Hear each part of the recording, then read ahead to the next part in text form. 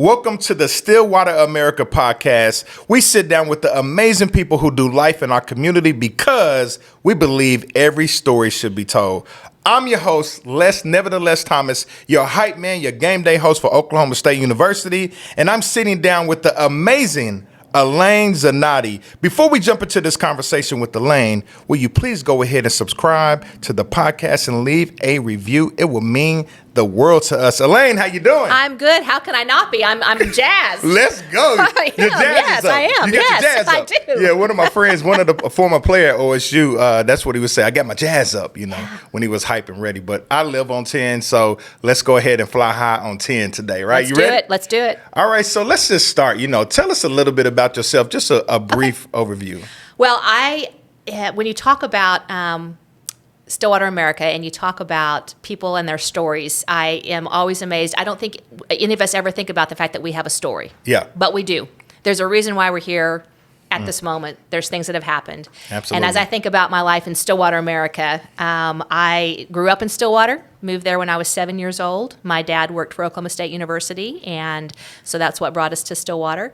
Grew up there, graduated from high school.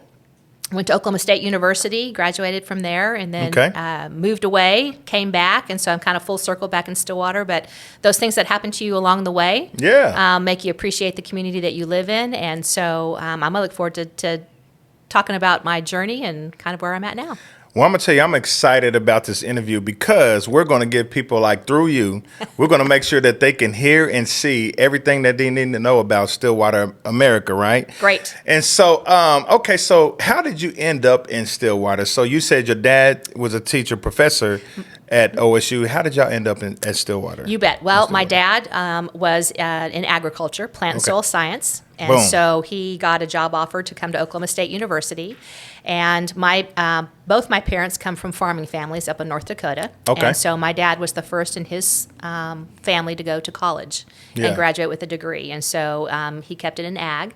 And so we had an opportunity. His first job after completing all of his schooling was at University of Arizona in Tucson. So that's kind of where I began life. But I remember my memories start in Stillwater, quite honestly, when I moved there when we were 7. So he got a job there, and my life began in Stillwater. And we had, my mom was a stay-at-home mom. For the most part, grew up going to Stillwater. One of the great things I remember being a part of a family who worked with a university setting is the diversity that we were introduced to. Okay. We would go to my dad's functions on the campus. Yeah. My parents were very much about being involved in your community and volunteering and being active and present, so you're aware of all things that happen within your community. So I love it. I'm blessed that my parents kind of started that seed with me. Yeah, they helped shape you who you are today, right? Absolutely. To be exposed to that at a young age. Yes. Now, here's the thing. In my mind, going from Tucson, even though I know you were 7, but to go from Tucson to Stillwater, America, that's a big change. It is a big change. So were you okay with it, or were you too young to even really notice a difference? I think I was too young. I was going to finish my second grade year, so I think I was too young. I can tell you there was a difference in my parents. My parents growing up on farms in North Dakota, to go to Tucson, Arizona, that was a huge metropolis to them. And so I think coming back more to the Midwest and coming back to Stillwater. Reminded them of home. Yeah, I mean, it's funny what jogs memories that you don't normally think about until you're asked certain questions. And then it's like, wow, I do remember that. I think there was a sense of calmness and, okay, we belong here. And you always hear the story in Stillwater, it doesn't matter who you ask. Well, we were just going to stay here for a few years. We were just going to be here for school. We were just going to be, and now here we are 20 so many years later. You're still there. And you can lump us into that category too. It's something about the atmosphere and just the culture that's in Stillwater. I mean, everyone feels like family. Yes. I know it's a college town, but you know what? It doesn't feel like people are in and out. No. I mean, I've even spoke with many college students who end up, I'm not going to say stuck because it's a great place to be, but they end up staying in Stillwater. So it's just something about it. When you see people, you just feel like it's family, right? Well, you think it's a cliche, but it truly isn't. When people say, what is it about Stillwater? It's the people. The people. It is the people. Yeah. And you hear that when they visit the college campus and they say, we chose Oklahoma State University because everyone was so friendly. They made us feel like we were at home. Family, same with the community. And it's not because we are small. We're not a small town. Yeah. I think it's just because many of us feel and believe that Stillwater is truly the best place to live. Well, I mean, it's something that was created before us, right? Yeah. Like someone put that into motion They that, you had know to. what, this is going to be a town or a city of love and a Yeah. city of just like family. Yeah. So I love it. Okay, so, all right. So what were some of your fondest memories of Stillwater around that age, as a teenager or just as a kid? What were some of your fondest memories? You know, I was a very shy child. Okay. Extremely shy, all through elementary school. And then in 7th grade, that is the year, 6th and 7th grade was the year you could choose electives. Okay. And so I remember bringing my enrollment sheet home for my parents, and they said, you will be taking speech. And I thought I was going to die. I thought, oh my gosh, no. Get up in hate front of me. people. They What? cannot believe they're making me do this. Yeah. And I have to honestly say, the moment I took that first speech class, Marsha Mason, if you're listening to this, she was the speech teacher. And kind of followed me up through junior high and high school. And she truly became a mentor teacher. She truly changed the trajectory of, I believe, I mean, I haven't stopped talking probably since. I don't know if my parents regret this that's a good decision or thing. not. I mean, there we go. That was a huge confidence and just being able to speak clearly and articulate feelings that I just didn't have the ability to do beforehand. So that's probably one of my greatest memories. Well, because Stillwater. that impacted your life. Like you Absolutely. said, it changed the trajectory of your life. It totally changed. Yeah.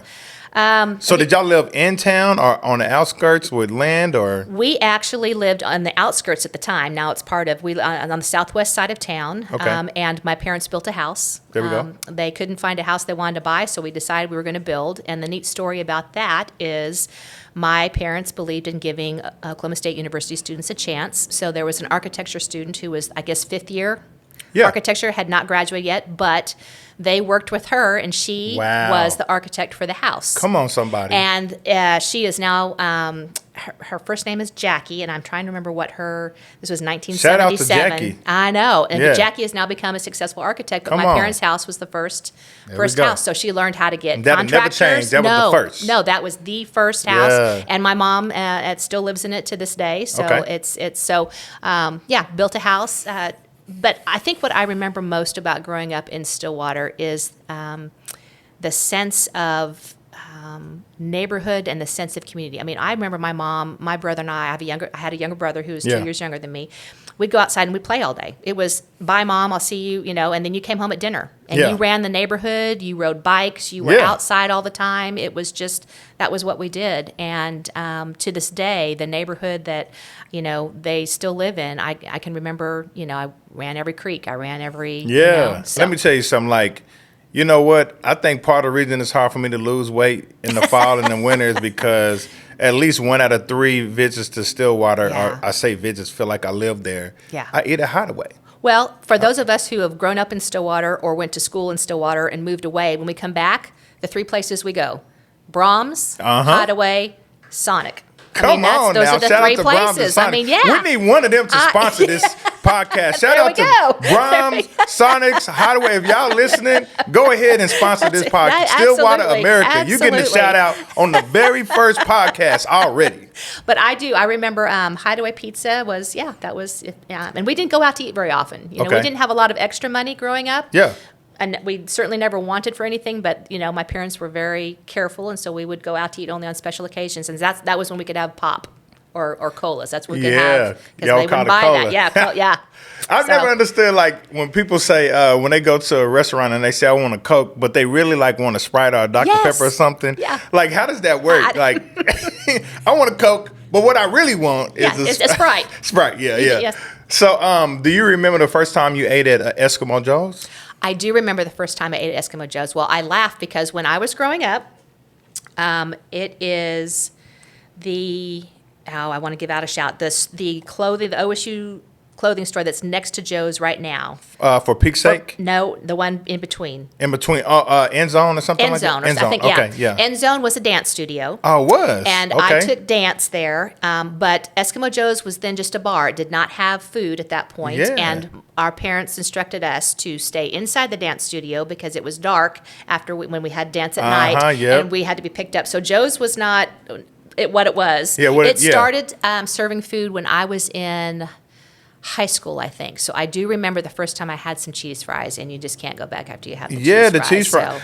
So, one thing I was told about with Eskimo Joe's is they got the name because they felt like they served the coldest beer in Stillwater. Well. Yeah, because it used to be able to drink at 18. Yes, you did. Yeah, and then they raised it to 21, and they Yep. called it Eskimo Joe's because they said we got the coldest beer in town. Well, it has served them well, hasn't it? I mean, it's It been has. wonderful to see a business like that go from the bar that your parents would say, wait in the dance studio because, Yeah. it's, to, oh my gosh, that's where, when you come to Stillwater and visit, that's where people go. They want to eat and the not only cheese fries. Stillwater, I see shirts in they're all California, over. Florida, Yeah. wherever. Like, Yeah. Yeah, So, I wonder how's that working. Like I've seen them explode outside of Oklahoma, Yeah. and like as far as I know, that's the only Eskimo Joe's, right? it is. You know? It is the only Eskimo Joe's. The Yeah. only thing they have kind of different are the clothing stores. So they'll open up pop-up Yeah. shops for holidays and things like that. But So high school. yes, high school. Stillwater. Stillwater High School. School. Class Tell of it- 1987. 1987. Tell us about Yes. that. Tell us what was high school like. Oh my goodness, high school.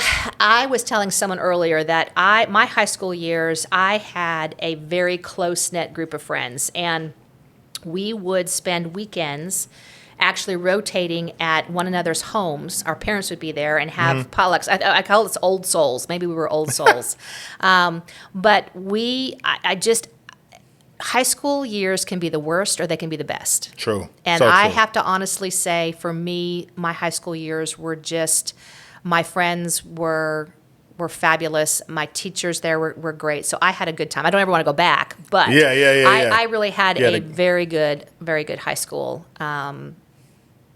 time, and my friends were very key to that. And we were friends with everybody. I mean, it was just we were just a solid group. I can't, and we still connect to this day. Really? In fact, I have That's what I'm talking about. a group of girls that we ran around with, and when we turned 50 3 years ago, we vowed the night we graduated from high school that when we turned 50, we would all get together in life, no matter where we were. And we Really? did. We got together 3 years ago in Minneapolis, Minnesota. Okay. And we are getting together again in the next month to just reconnect. And we live in different places. I'm the only one that's in Stillwater. One's in Salt Lake City, one's in Minneapolis, one's in Tennessee, and one's in Boston. How cool is that? Yeah. So to make an agreement with each other Yeah. that we're going to when we turn 50, Yeah. we're going to get together no matter. Well, and what's That's- even funnier is we've all kind of kept in touch. That's when you appreciate social media. Yeah. For those purposes. Yeah, but yeah. it's not like we talk every week or do, we're that ingrained. And I know when we all got together kind of that first night, we thought, is this going to really jive? Are we really going to get along? Is this, Yeah. we haven't all been together in a long time. And it was really good. Maybe once you reach 50, you suddenly realize, it's just life is precious and Absolutely. friendships are precious. Yeah, absolutely. True friendships. Because so- new friendships are new. Like Yeah. we met today. Yeah. We're new friends, right? Right. You can't recreate old friends from back in the day, Right. When you were a kid from childhood. So like that's one thing I try to value friendships, especially those I've been having a long time, Yeah. because I can't make every person I meet now is a new friend. Yeah. I can't say this is a friend from childhood or from college years or whatever, Yeah. So that's really cool that y'all still Yeah. hang out together. So were your parents big sports people? Did y'all go to games or anything? Or? I remember my parents were huge college basketball. If I have a Okay. memory from living in Tucson, Arizona, Yeah. my family were the matching family. They had red, white, and blue Okay. polo shirts on because that's University of Arizona colors. And my Yeah. parents loved college basketball. Okay. So I grew up going to college basketball. There we go. Football and all that, not so much baseball, any of those. But we had season tickets every year to go to the basketball games. And so Yeah. I remember going to those. And my mom, who is normally just, even keel, at those basketball games, Another side, oh another my person, Lord, split yes, personality. there was. I was just like, holy cow. So anyway, yeah. Like, Mom, you never raised your voice like this at home. That's right. Yeah, exactly. Yeah. So it just, so going to the college basketball games were a big deal. And then my parents, neither my brother or I were sports people when we were in school. Yeah. And so I think that's kind of where going to the college games was kind of my parents' opportunity to participate in that. So Yeah, so I know your parents loved the 90s once, you know, when Eddie Sutton got here and Absolutely. all that. Then Absolutely. I mean, because Gallagher Arba is a place to be when it's rocking. Well, and to be able to say you went to every game from, I think we started going in 1979, all the way until I think my dad stopped. I think they stopped getting tickets maybe in probably right after Sutton left. So we're talking all those years. That's till longevity. 2000. Yeah, I mean, we're talking about, you said 1979. 1979. So y'all were there like when the building transformed Yes, and everything. yes. Like y'all remember when it was just 2 levels. Yeah, yeah. Yeah. Lived through all of that. That's So- one thing about, I mean, you know, I know that other schools try to talk about their basketball or whatever, but I mean, it's nothing like GIA. You know, I mean, that's why we call it rowdy. Bring the rowdy. That's right. It's so rowdy and Yes. loud in there. Yep. I mean, I love it. There is a electricity, if you will, that happens when you get a bunch of people in there that are just excited and supporting, and that's can't be duplicated. So you went to Oklahoma State University. So you went from Stillwater High School to Oklahoma State University. I did. I took a detour for just a little bit. Okay. I was going to be in the fashion world, Les. Okay. I was going to be There we the go. next I mean, you're greatest fashionable right now. I can see it. I can see it. So my parents had a lot of patience, and I went and visited a fashion school in Dallas, and I thought, okay, this is what I want to do, and so I was ready to sign the enrollment papers, and my best friend from high school called and she said, I'm going to go through Rush. I want you to go to Oklahoma State University. And, you know, I was telling someone earlier, it's kind of like all of a sudden you want this as a, you know, when you grow up in Stillwater, people make the assumption you're going to go right on to Oklahoma State University. And there's a small part of you that wants to not do that because that's just the expectation. Yep, you know, yep, you want to branch out and be your own. Yeah. So my parents were going to allow me to spread my wings. And so suddenly at that age, when your parents suddenly say it's okay, you're like, wait a minute, I don't know if that's really what I want to do. So when my friend called and said, so I made the decision to stay and go to Oklahoma State University. Did you rush? I did rush. And had a great time, had a great rush. And it was interesting. I lasted a year in the sorority. You did? I lasted a year. Yeah, it was just something that was kind of like... There was just something that didn't fit with me. And, you know, I think growing up in Stillwater and in the university community, it's not as overwhelming for us. I think that's so important if people are coming from out of town to have a connection. And I think that's where Greek life is probably definitely a part of retention for students because they need to have that connection. They need to have relationships and need to feel like they're a part of something. Absolutely. So I did and declared a major. I was going to be fashion merchandising, and boy, that first year of college, I failed miserably. Really? It was just it. I think I didn't have to study really, really hard in high school, and I had good grades. But I think when you get to college, one of the things that I think has changed over the years, or at least I hope it has, is it is a big change to go from high school setting to college. Okay. Yeah. In the sense That's of huge. you think that you know, all of a sudden you're responsible for your schedule. You're responsible for showing up to class. There's not mom and dad there to say, hey, you've got to do this and do that. Everything on your own. And I worked, and I think it was just daunting for me. So that first year was a big lesson for me. Yeah, but you know what? It helps create who you are. It did. It helped create you, right? I look at my junior journey through college, and I was not on the 4-year plan. I was not on the 5-year plan. Yeah. I was on the 7-year plan. He was on the 7-year. I think my parents cheered the loudest of any parent when I finally graduated from. I changed my major 3 times. I took a break from school, moved away to Southern California, and did some things. And so I really think they thought this girl is not ever going to get her act together. But check this out. Guess what? You finished, though. I did. Finished. I did. And, you know, I think it is so finished. true. It is so true when you find what it is that you're passionate about. Yeah. Then you love it. You'll work as hard as you can to meet your goals and do what you can. So, yeah. I always tell young people to chase purpose, not paper. Yes. And so it's like chase what you love to do in life versus trying to run after money. Absolutely. Because money will only satisfy you. It's like temporary, right? Yeah. After that, you'll feel empty and like, what's next? So purpose is like that thing that brings fulfillment. So and purpose can bring the money along the way to some degree because you can then support yourself and do what you can. need Come to on. do, Just so. because you're chasing purpose don't mean you got to be broke, right? That's exactly Get that right. money. That's exactly right. I love it. Okay, so Yeah. So college, you So graduate. finally graduate, Yeah. and I graduate in December, and I get married in January. Okay, wow. So it was and so my life changed quite drastically. You know, you're in college, and then you get married, and my husband and I moved to Dallas, Texas for the first year we're married. So by the time I was 24, I lived in Southern California, and then started Dallas, Texas, and so two very large metropolis areas compared to Stillwater, and loved it. Loved the different opportunities. But for a girl from Stillwater, Oklahoma, who used to be shy and trying to find her way and all that, it was life learning. Yeah. So we stayed in Dallas for a year and decided to come back to Stillwater. He pursued his graduate degree, master's, and so we lived in Stillwater, bought our first house, and kind of did that. And So what did you do? What did you do I then? did my first real job at Meridian Technology Center. So I've kind of come full circle. Okay. When I say first real job, I mean one that had a salary and benefits and Yeah, all yeah. that. And so I worked as a single parent displaced homemaker coordinator. And my role was to help those individuals, mostly were women, although I had a few men, that were suddenly widowed or divorced and were now the main breadwinners of the family. And so they were going back to school, and they needed to figure out life balance. So you're going to school. How do you get your bills paid? So I was the counselor for that, and absolutely loved it. So that was a wonderful opportunity for me. So then you fast forward, my husband graduated from graduate school and got a job with American Airlines. Okay. And so we moved then to Chicago, Illinois. Chicago. Chi-town. Yes, exactly. And I absolutely love Chicago. To this day, out of all the cities I've lived in, if I could choose one besides Stillwater, Chicago would be it. It is still. Every time I've been, it's cold. Is it cold? Well, cold. You learn to live with the cold for the rest of the year. Okay, I got the rest you. of the year is But just you loved fabulous. it. I did. It's still Midwest. Without the busyness that I felt in Southern California, in Dallas, and then we moved actually from Chicago to D.C., Washington, D.C. Okay.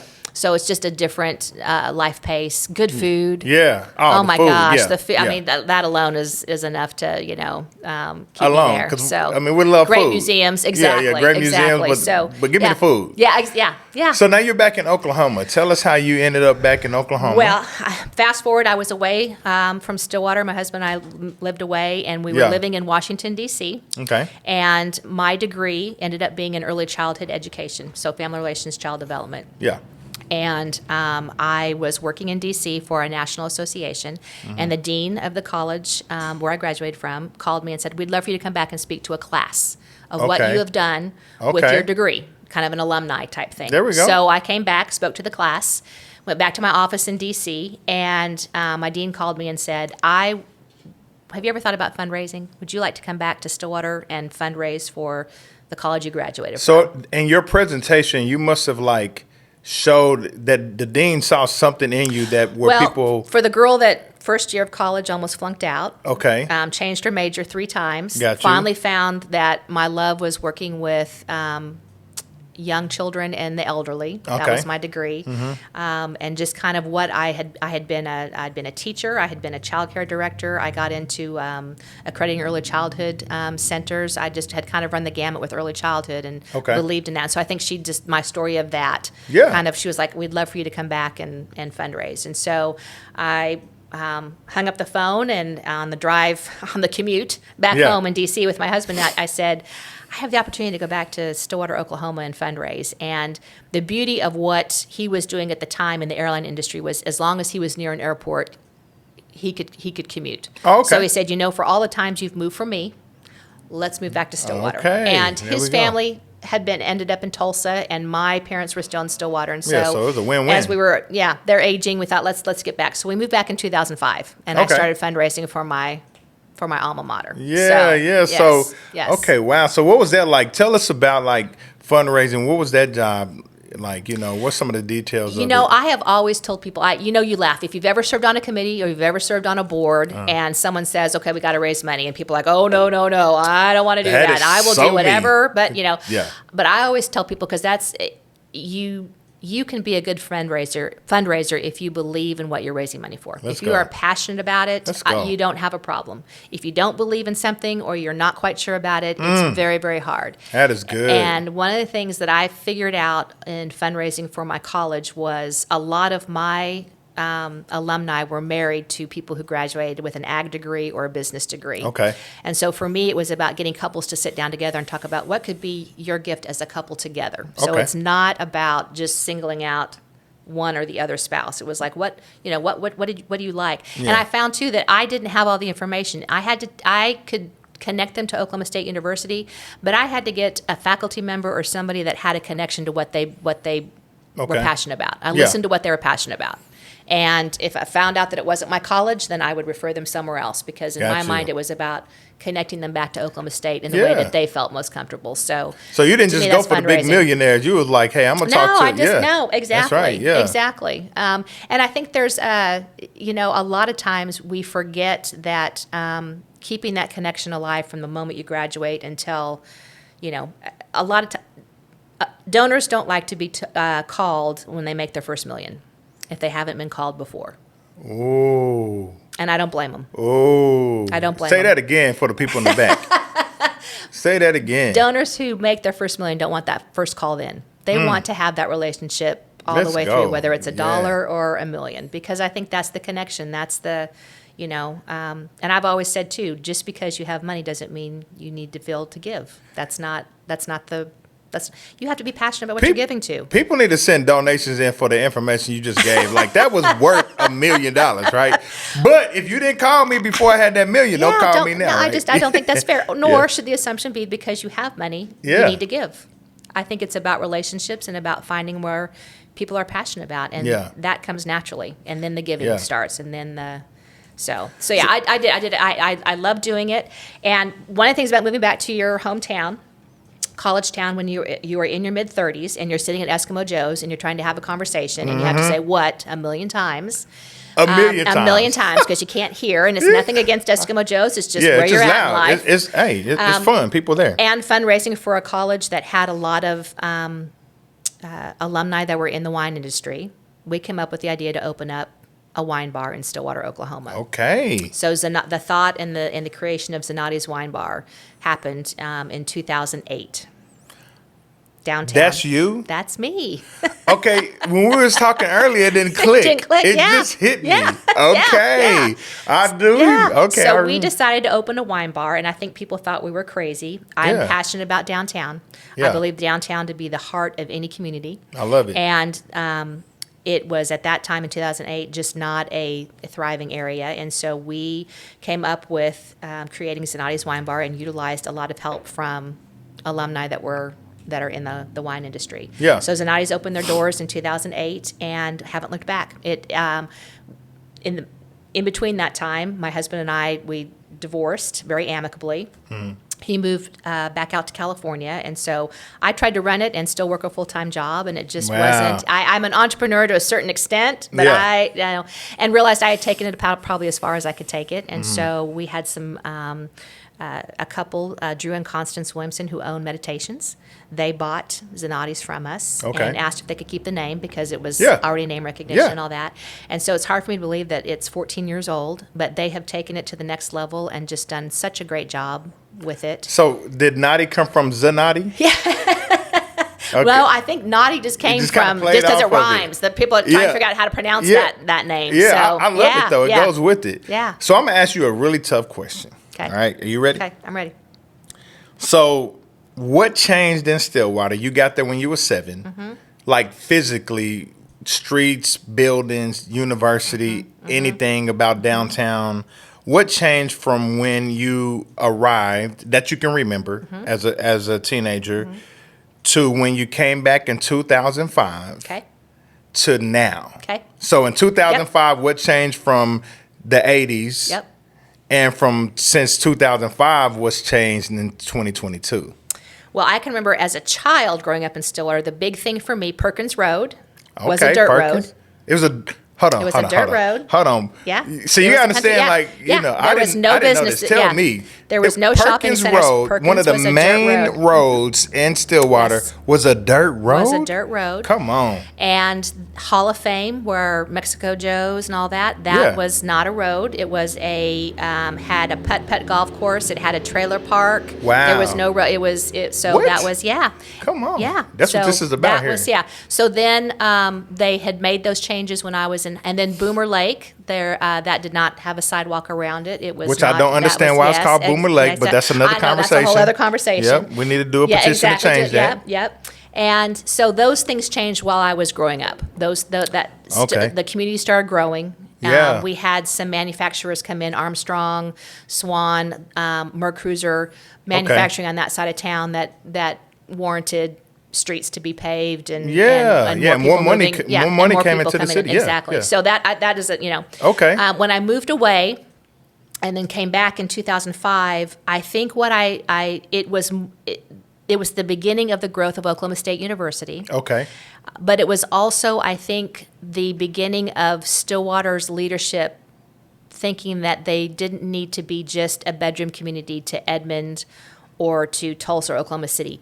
They didn't want to be those communities, but I think they thought, we have a wonderful university, we have the career tech system, we can build on our community. And so I think that kind of began this wonderful opportunity to really think about Stillwater and growth, and then the university just exploded. You had Burns and Ann Hargis come on board, and you had gifts from Boone, you had other people give. Yeah. And then Boone really challenged people to give. Absolutely. Because one thing about him, just to kind of drop an anchor there, is I remember at his celebration at GIA, it might have been in Greenwood, I think that's who it was, that spoke about that he challenged people to give while they're alive. Right. Because he said, if you give after you're gone and your name is on the building, like, you can't see it. Right. Like, you missed the whole thing of seeing the fruit of your labor. Right. So she said that when, like, everything changed with the giving when he challenged people to give while you're alive so you could see the fruit of your labor. And it's not about ego. I think her message was, it's not about so you can see yourself, but it's about so you can truly see the impact that your gift has made on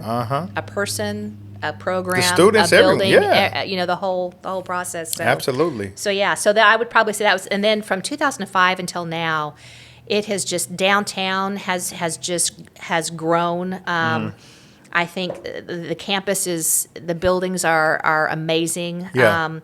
I think we are seeing. I serve on city council as well, and so I think you there's leadership that believes that Stillwater, as it continues to grow, hopefully we'll put some things in place that will help future councils and future things down the road not have to deal with what we're dealing with now. Yeah. So I think the challenge that you get into is you have people who want Stillwater to stay the way that it's always been, and I think that's like that way with any community that starts to grow. Yeah. They don't want change. But they also want those things that come with the change. Yeah. And so it's learning to balance that you don't lose your community feel and being friendly and having the people, but then also making decisions that will help grow your community and continue it to be successful. And that's, that's important. So you're on the city council. I am. Tell us about that. How long have you been serving on the city council, and what does that look like? Like, what is your, I wouldn't say job description because you're volunteering, right? Right. But I would say, like, what is your duties in that position? When we sold the wine bar, I realized to myself, okay, I have grown up in this community. I have owned a business in this community. I have gone to college in this university, but I have no idea what it takes to run a city unless I didn't know what I didn't know. I actually got onto city council. I thought I want to try city council, but it was a perfect timing for me in the sense of the city council had just had an election for mayor. Okay. And the person who became mayor, Gina Noble, was already on council, so that left a vacant seat. So when that happens, instead of running an election, they just appoint someone to finish that term off. Okay. So that you don't have to pay money to do an election. So I thought, I can, if I make it and I'm appointed, I can just finish the term out. And if I don't like it, then I don't at least have to, do it. But if I really like it, then I'll run. Yeah. So, I think there was 10 or 15 of us that actually, we had to do a little speech in front of the council and talk about why we wanted to be on city council. Yeah. And I was fortunate that they appointed me to finish out her term, which was only 6 more months. So it wasn't a long period of time. So this was back in 2015. Okay. 2015. So December of 2015, I had to file to run, and no one filed against me. So I hadn't made anyone mad in those 6 months. They was like, I'm not. Yeah. She's been here since she was 7 years old. We think we bleed orange because we went to the university, but she's been in Stillwater forever. I'm not running against Alane. So at that time we changed the terms are 4 years. And so I did my 4 year. I did 4 years, and then ran again or filed again in 2010. No one ran against me again. So I've never run a campaign. Okay. Knock on wood. So that's probably good. Come on. I could. My term is up again this December, and I could do another term, but I will complete. When I complete, it'll be about 7.5 years, and I think I'm good. Gotcha. It has been interesting to be any type of a politician at a local, state, or national level. Yeah. That's a challenge. Over the last 3 years with COVID pandemic. But when I first got on council, we had the homecoming tragedy. Ooh. So we dealt with that. Yeah. And then the pandemic. And right now there is a lot of division and a lot of anger. And I always thought I love serving at the local level because I can look people in the eye who I'm serving and say, you know, here's why I'm doing this, or here's, you know. But it has been very challenging because I think there's a lot of anger out there for a lot of reasons. Yeah. Life has just been a challenge for so many people. It has. But the purpose of City Council in the Stillwater area is to help make policy and decisions that help make the city better. And then we hire a city manager, a city attorney, and a city judge to help make those things happen. Okay. Gotcha. So we're all about, so policies, whether it is in regard to how we deal with utilities, how we deal with people who want to develop, what are the policies that go in place for that, to recycling, any of that. Yeah. We make the policy for that. Wow. So everyone works together on trying to... It does. And the council, the current city council is probably the best we've ever had. Two of us grew up in Stillwater, graduated from Stillwater High, and moved away and came back. And you can't take that away. I mean, that's a love for your community and a passion for your community. Absolutely. And I have absolutely loved serving on city council, but I am embarrassed to say what I didn't know. I mean, I really didn't understand how a city ran and operated. And so I encourage people to really pay attention. And there's two sides to every story. I have learned that. Yeah. Well, I would think that that's probably the norm for most people. We look at a position and we always have our idea of how something should be ran or what decision should be made. I mean, like sometimes the people on the sidelines are the loudest, right? Yeah. And they don't really understand. And like you said, when you got in a position, you didn't really fully understand what comes in that position. And I think that's probably most people in our politics, right? Yeah, absolutely. And I think when you tie it into what we're doing this morning on this podcast, as far as how it relates to Stillwater and my community, is I think about all the big things that have happened in my life. Good childhood, graduated from Stillwater High School, struggled in college, got married, got divorced, opened a business, ran city council. My foundation has been this StillwaterAmerica and Stillwater community. And some days have been really good, and some days you just think, oh my goodness, it's like anything. Nothing is ever positive or nothing. I mean, you learn from the hardest moments of your life. You learn from the bad just as well as the good. Absolutely. The bad teaches you, and the good you celebrate. Yeah. But sometimes the good comes from the bad that happened, right? That's exactly right. That's exactly right. All right, so city council... what are you doing like full time now? Like, with your job? I have always stayed with Meridian Technology Center. In fact, I fundraised for Oklahoma. I moved back to Stillwater in 2005. Fundraised for Oklahoma State University. Opened the wine bar in 2008, and then the superintendent, Doug Major, became superintendent, and he was the one who hired me my very first time at Meridian back in the 90s. So he hired you the first time. So he hired me the first time and then came back and said, hey, I have this position. And owning a business and trying to work full-time was a lot. And so that was a good fit for me. And I remember Burns Hargis saying, well, if you have to leave, keep that wine bar open because we need to have that going on. So he blessed my leaving, and I started working for Meridian. And the best way I can describe my position is I am community relations. Okay. Meridian is made up of 10 sending schools. That's the career tech system. We are a technology center, and we have 10 sending schools, so high schools that come and participate in our district and attend school. We work with businesses and industry in all of these districts. Guthrie is one of them. Okay. And so I am active and present in those communities and kind of the bridge. If people think about training they need, whether they are a student or a business, I'm kind of the bridge that gets them to the right person at Meridian to do that. And so Okay. it's my role to be active. This last year, we opened a second campus in Guthrie. We Okay. call it South Campus. Yep. And, I think I've been to that campus. Good. Well, I have been Yeah. over that now, and so just kind of getting that. Logan County is the fastest growing county in the state of Oklahoma. Really? And so we were very I wonder if a guy named Hetty has anything to do with that. That could be. That could It might, be. you know. But it's been neat to see Meridian grow, and Stillwater is so blessed to have the career tech system, a solid public education system, and a university system all located within, Okay. we are definitely an educational town. Yeah. Well, I love it. So now, I'm sure we talked about food, how we like food in Chicago and Yes. DC. I love the EC food too. I do right? too. Yeah. So, the food has boomed, in Stillwater. I mean, even since I started coming here in the late 90s. So, like, when you go to Stillwater now, outside of Hideaway, is there a place that you say, I like to eat there? I really, I love. I'll back up to say one of the things that we get the most as city council is, why do we have so many chicken places? Why can't you get another fast food and all that? Yeah. And it when you live in a college town and you realize the most people that are eating out, it's college students, and so that's what drives that to happen. I'm a kind of an equal opportunity. I love. I go and get some cheese fries at Eskimo Joe's. I love the Chinese food. We have some great places in Stillwater for that. Yeah.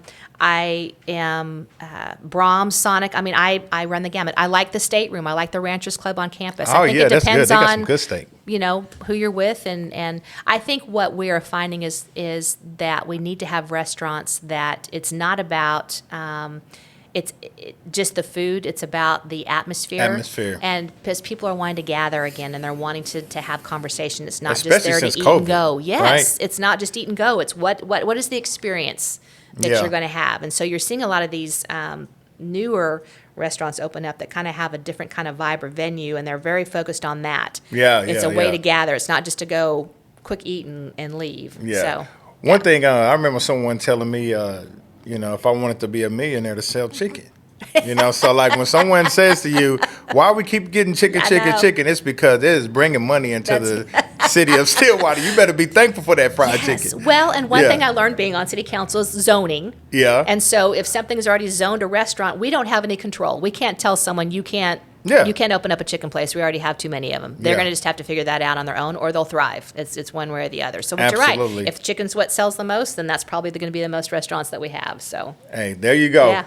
Well, this past year, we had Bedlam, in Stillwater. Yes. America. Yes. And the school down south, we beat them. We did. Like, how did you feel in that moment? I mean, like, how did you feel? I think it was November 27th or the 28th or whatever, a day that I won't ever forget, Yeah. In fact, Warren the Cowboy was there, he's become crazy famous. And Absolutely. so how did you feel when we beat OU? Like, were you like a person that's like, rub it in, or are you just happy, or we have the mayor of Stillwater and the mayor of Norman have kind of started this little thing back and forth with each other, and so that's good. I think I'm always happy when we beat the school down south, without a doubt. But no, I'm not a rub it in. I'm not a the people that irritate me the most are the fans that didn't go to that school. And there's a lot of they're them. the ones that get, if you have a legit reason to be excited about that, and I think that's great. But I know that there is it helps Oklahoma State University when we do that, because we're kind of always seen as the younger brother, or the younger, so when we have that's because they only want to consider football. That's exactly right. We have other, come on now. So, but that's part of growing up in the Midwest too. Yep, it's absolutely. Football's the deal. So yes, I have to say there was a huge smile on my face when we did beat them.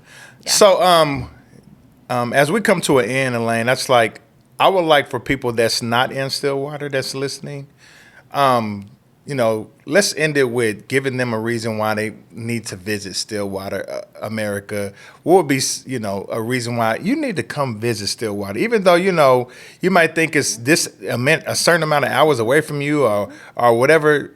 Tell them why they need to come to Stillwater, America. Well, I'm going to first say the people. We will greet you and welcome you with open arms. But I think if they're you not want greeting to you know, in Chicago and D.C. No, I'm they're sorry. not. That's exactly right. They're not. I think if you want to have a cultural experience, we have a wonderful McKnight Center. We have a wonderful thing on campus. You can go see a play or a musical.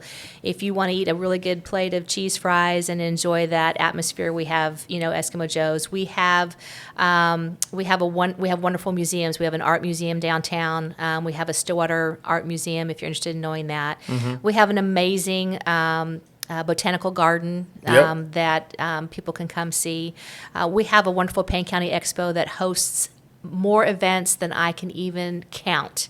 The fair is coming up in a few weeks. So for people who say there isn't much going on in Stillwater, America, they need to visit the website, visit stillwater.com, and see everything that's going on, because we have a very healthy realm of activities to do.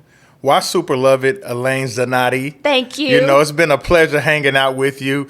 I've learned so much, like just sitting here, right? Because, I consider myself to bleed orange, but I didn't know Perkins Road was a dirt road, right? It was a dirt road. I didn't know there was a mobile home place. So, I've learned so much because when I look at Boomer Lake now, I'm thinking that sidewalk has been there forever, right? Nope. So, thank you. It's been a pleasure. Thank you. And everyone that's listening or watching, be sure to like, share, tell everyone about this amazing Stillwater America podcast. Let's go. My name is Les Nevertheless Thomas. It's been amazing and a pleasure to serve you. Thank you.